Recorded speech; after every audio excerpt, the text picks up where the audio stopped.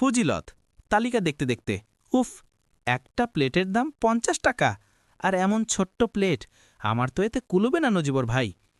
নজিবর তালিকা দেখছে। আরে বাবা, দামের দিকে নজর দিও না, নিচের লেখাটা দেখো। নজিবর তালিকাটি উঁচু করে ধরে ফখরুদ্দিন শেখকে দেখায়। ফখরুদ্দিন শেখ কাছে আসে। ফখরুদ্দিন শেখ, কি হয়েছে? খাবার পছন্দ হয়নি? আমাদের খাবারের মান নিয়ে কোনো কথা নয় শেখ সাহেব।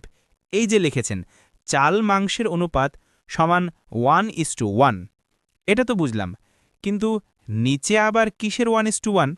ফখরুদ্দিন শেখ, ও গর্বের হাসি এসে, ওটা হলো আমাদের মূল্য সমানুপাত নীতি, মানে ১ টাকা মূল্যে ১ গ্রাম চালের সাথে ১ গ্রাম মাংস, মোট ২ গ্রাম খাবার, ন্যায্য দাম। নজিবর, বাহ, তাহলে তো আপনাদের নীতি অত্যন্ত মহৎ, একদম টাকা অনুযায়ী জিনিস। ফজিলত, খিদে নিয়ে। তো নজিবর ভাই, আমরা খাবো কি? নজিবর, দাঁড়াও ফজিলত। ফখরুদ্দিন শেখের দিকে ঝুঁকে, শেখ সাহেব, আমরা দুইজন আপনার কাছে মোট ১০০ টাকা দিয়ে বিরিয়ানি খাবো বলে এসেছি। ফখরুদ্দিন শেখ চোখ ছোট করে, ঠিক আছে, ১০০ টাকা দেবেন? হুম, কিন্তু আপনার নীতি অনুযায়ী প্রথমে আমরা আপনার এই মূল্য সমানুপাত নীতিটা পরীক্ষা করব। পরীক্ষা? সে আবার কি? সোজা হিসাব, নীতি যদি 1:1 হয় তবে টাকার লেনদেনও সেটা প্রযোজ্য হবে। ১ টাকা আপনি দিচ্ছেন, আর ১ টাকা আমি দিচ্ছি, আমরা আপনাকে ১০০ টাকা দিচ্ছি। তাহলে আপনার নীতি অনুযায়ী প্রথমে আপনাকেও আমাদেরকে ১০০ টাকা দিতে হবে।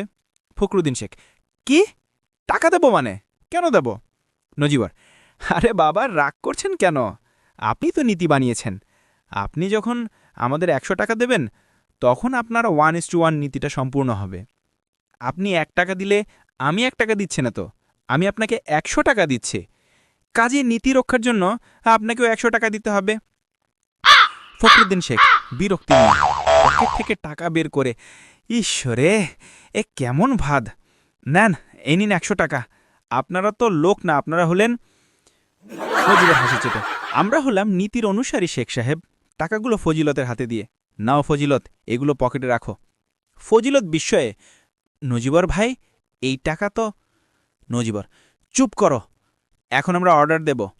ফখরুদ্দিন শেখের দিকে ফিরে, শেখ সাহেব, এবার আমরা আপনার কাছ থেকে ২ প্লেট বিরিয়ানি কিনব। দাম কত?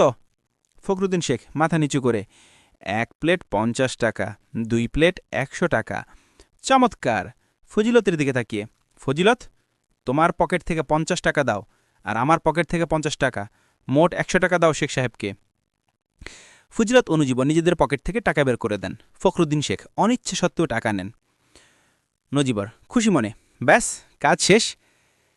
শেখ সাহেব, আমরা আপনার কাছ থেকে প্রথমে আপনার এই মূল্য সমানুপাত নীতি অনুসারে ১০০ টাকা পেলাম, আর সেই ১০০ টাকা খরচ না করেই নিজেদের পকেটের টাকায় ২ প্লেট বিরিয়ানিও থেমাম। ফজলত অবাক হয়ে নজিবরের দিকে তাকায়। ফখরুদ্দিন শেখ হতাশ হয়ে টেবিল ছেড়ে চলে যান। ফজলত পেটে হাত বোলাতে বোলাতে, নজিবর ভাই, আপনার বুদ্ধি তো বিরিয়ানির থেকেও মিষ্টি। আমরা ১০০ টাকা লাভও করলাম, আর ২ প্লেট বিরিয়ানিও খেলাম। নজিবর চোখ মেরে, এটা হলো চালাক ব্যবসায়ীর কিপটে নীতিকে তার বিরুদ্ধে ব্যবহার করা। নীতি যখন বানাবে তখন সব দিক ভেবে বানাতে হয়। চলো এখন পেট ভরে খাই।